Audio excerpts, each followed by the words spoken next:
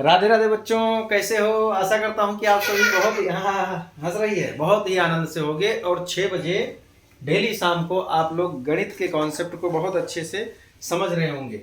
बेटा देखो, कल मैंने समझाया था कि प्रथम n प्राकृतिक संख्याओं का जो है योगफल ज्ञात करने के लिए आज मैं सिखाऊंगा कि प्रथम n सम संख्याओं का, प्रथम n सम संख्याओं का योगफल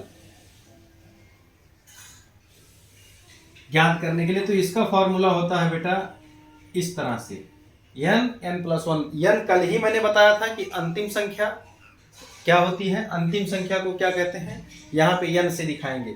जैसे कहा गया कि प्रथम 10, क्या कहा गया कि प्रथम 5 सम संख्या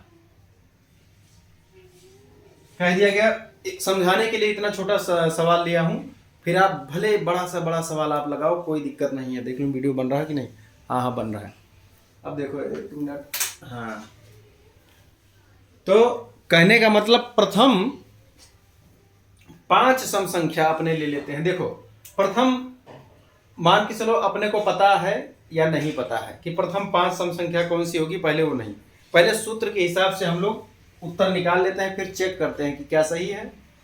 देखो प्रथम 5 कहा गया है, यानी कि 5 यानी कि 5 संख्या है टोटल, यानी कि n जो है हमारी टोटल संख्या कितनी है 5। तो 5 n बराबर कितना हो गया, n बराबर 5 हो गया। ऐसे आपसे कहे प्रथम 10, प्रथम 100, प्रथम 50, प्रथम 1000 सम संख्या, तो ऐसे ही आप निकालोगे।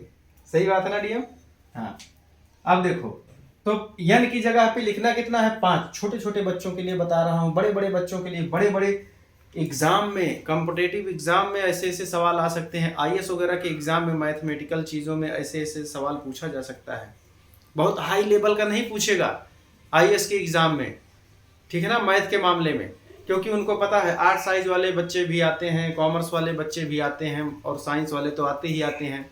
तो लेवल इतना उच्च नहीं रखेगा कि सबके बस का मतलब है कि नहीं है, ठीक है ना, हर कोई कर सकता है, ऐसा सोच के उस लेवल का रखा जाता है इसमें। बेटा 10वीं लेवल तक का मैथ है, और उतने से पास कर लो आपका काम हो जाएगा, उसमें पासिंग मार्क ही चाहिए होता है। तो अभी से आप सीखो, पुलिस वगैरह के एग्जाम में ये सब सवाल पूछ सकता है।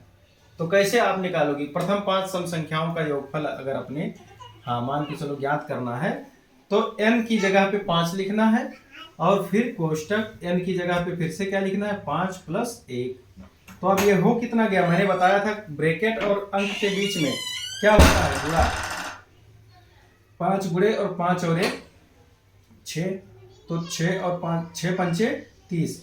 ये तो लगा कर मैंने बताया, लेकिन आपको यहीं से पता चल जाएगा 5 1 6 और 6 पंचे 30, इस तरह से 30 उत्तर आ जाएगा। यानी कि ये 30 सेकंड क्या 10 सेकंड में आप इसका उत्तर जान जाओगे।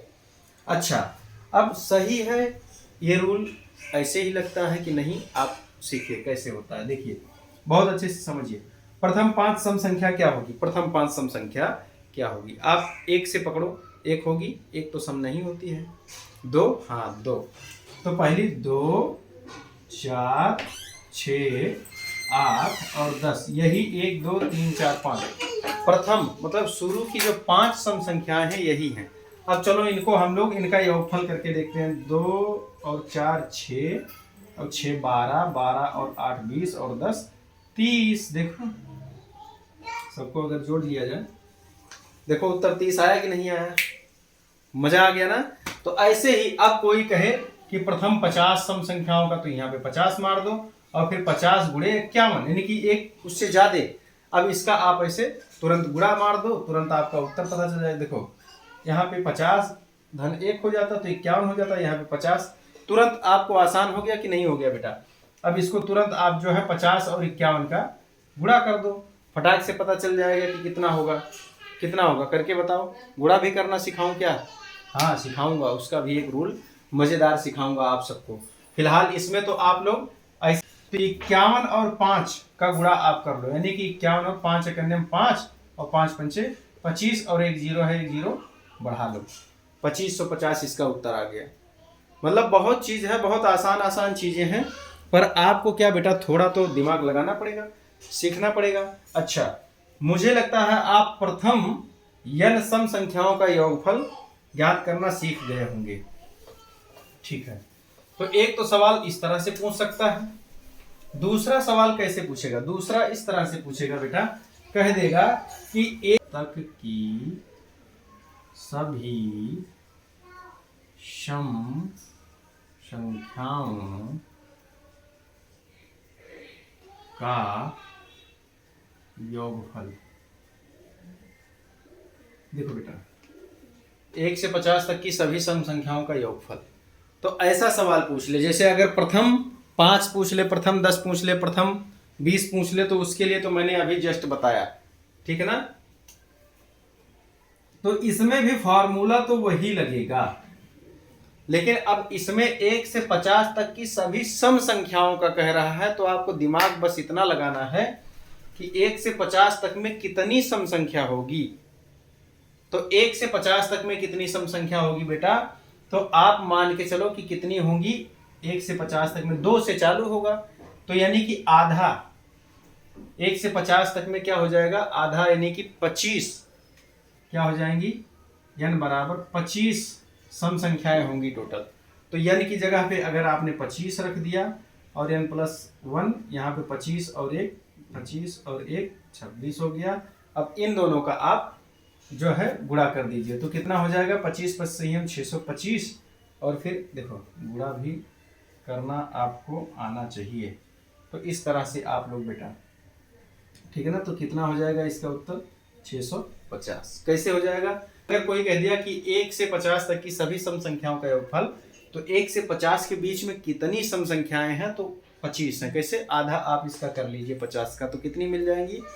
25 मिल जाएगी। ऐसे 100 कहे तो 50 मिल जाएगा, 200 कहे तो 100 मिल जाएगा। तो वहां तक जो भी होगा 1 से 50 तक, तो कितना मिलेगा आपको? पूरा सम संख्या और विषम संख्या मिलाएगा ना। 1 से 50 तक तो क्या हो जाएगा? सम और विषम दोनों तो है उसके बीच में, तो अपने आधी निकाल लेंगे, यानी कि 25 सम हो जाएगा। और फिर इस सूत्र में, यानी कि हमको प्रथम सम मिल गया ना, प्रथम सम हो गया, जैसे अभी इसके पहले हमने सवाल लगाया। तो मुझे लगता है कि आप लोग इजीली समझ पा रहे होंगे बेटा। फिर भी कोई दिक्कत हो तो बताना बेटा। तो यहाँ पे यानी कि मेन इसके लिए जो फॉर्मूला है n+1, इस तरह से आप लोग ज्ञात कर सकते हो। फिर भी कोई दिक्कत हो बेटा तो बताना। जैसे अगर कोई कह दिया कि 1 से 30 तक की सभी सम संख्या, बस आपको तुरंत दिमाग दौड़ाना है कि भाई 30 का आधा कर लेना है। 30 का आधा कितना हो जाएगा? 15। वही क्या होगा? हमारा n होगा। वही हमारा क्या होगा? 30 का आधा तुरंत आप कर लीजिए, ठीक है ना। तो 30 का आधा क्या हो जाएगा? 15। वही हमारा क्या हो जाएगा? n। और यहाँ पे आप देखिए 15 × 16, मतलब एक ज्यादा और एक वही होता है 15, उससे एक ज्यादा।